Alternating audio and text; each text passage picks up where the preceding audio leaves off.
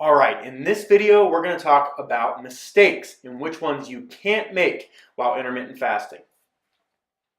Inconsistency. This is a huge one, and it causes people to fail. It really does. So if you're going to say you're going to fast from 10 o'clock at night till 2 p.m. the next day, then do that every day. Every single day you're going to be intermittent fasting.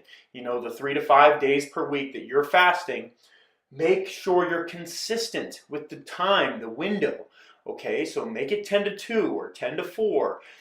You know, you need to make sure that the time you start fasting is always the same. So mine is always 10 p.m. I never eat after 10 p.m. and that's consistency. Okay, you need to have consistency. Breaking your fast early, huge mistake. Don't break your fast early. You worked this hard already. You don't need to break it early. You can do it. You're not going to die. You're not going to starve.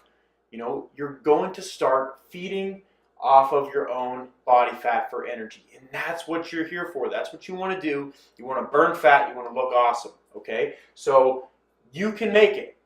Use some of the tips and tricks that I've taught you by adding the minerals to your water so that you feel more full, drinking more water. You're going to be fine. Don't break your fast early. Okay? Have enough respect for yourself to not break your fast early. Now, breaking your fast with a big meal is also another huge issue. You can't do that. Keep in mind, your body at this point is super insulin sensitive. Now, insulin sensitive is a good thing. You want to be insulin sensitive, okay? Because, you know, people with diabetes, they aren't insulin sensitive, okay? And that's why they have to have those shots and everything.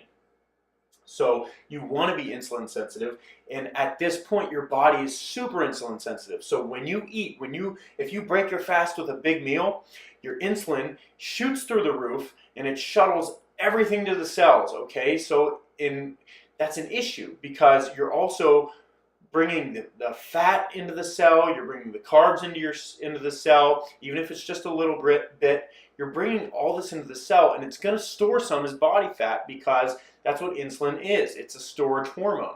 We want to keep our insulin level low, okay, when we break our fast so we continue to burn fat. That's what you want to do. And at this point is when you need to just ease your body in to eating, okay? You need to ease it in. You can't just, jump off the deep end and eat a huge meal. That's not good. That's not what you want to do. We're manipulating insulin level here, okay? So when you have a small meal, your insulin will go up a little bit, okay? And then you have your other mini meal, your 20/20 meal that I like to call it. Your insulin goes up a little bit more, okay? You want a gradual increase. You don't want to spike it and eat all that stuff at one time, spike your insulin, and because that'll actually make you fat. You will get fat if you do that. So keep in mind, if you're going to break your fast, don't break it with a big meal. Do yourself a favor. Don't break it with a big meal. Break it with a small meal. Use the 20/20 principle that I talked about before for the first two meals, the 20/20 principle. Then you can have your big meal because your insulin has already gone up slowly, and it's not going to cause a huge spike in your insulin, which therefore is going to help you burn fat. Now, liquids, okay? Liquids are always a question that I get asked all the time. What can I have on a fast? What's going to break my fast? And what's safe? Now, here's what's safe. Coffee, safe. It actually enhances your fast. It's really, really good. It helps to mobilize fatty acids and do other things, and caffeine's really good for that. Tea, okay? Black tea, green tea, oolong tea. Those are some really, really good ones. Stay away from flavored teas, teas that have sugar. Obviously, you got to stay away from sugar.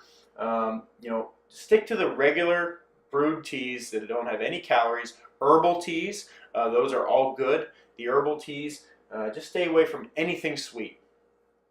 Okay, water, obviously drink water, and ACV, apple cider vinegar. That's going to help enhance your fast as well. You want to have apple cider vinegar in the morning, and you want to have it at night. It's going to help your body to intake the minerals and use them. It's going to help mineral uptake, which is therefore going to make you less hungry. It's going to help you throughout your fast. And apple cider vinegar is wonderful. It's really, really good. So these are common mistakes that I see all the time and that I see people sometimes struggle with, and they don't realize what they're doing. So don't mess up with these, and you're going to be golden. You're going to burn fat super fast. You're going to have great results. And if you have any questions, post them in the Facebook group, and we'll get them right to you.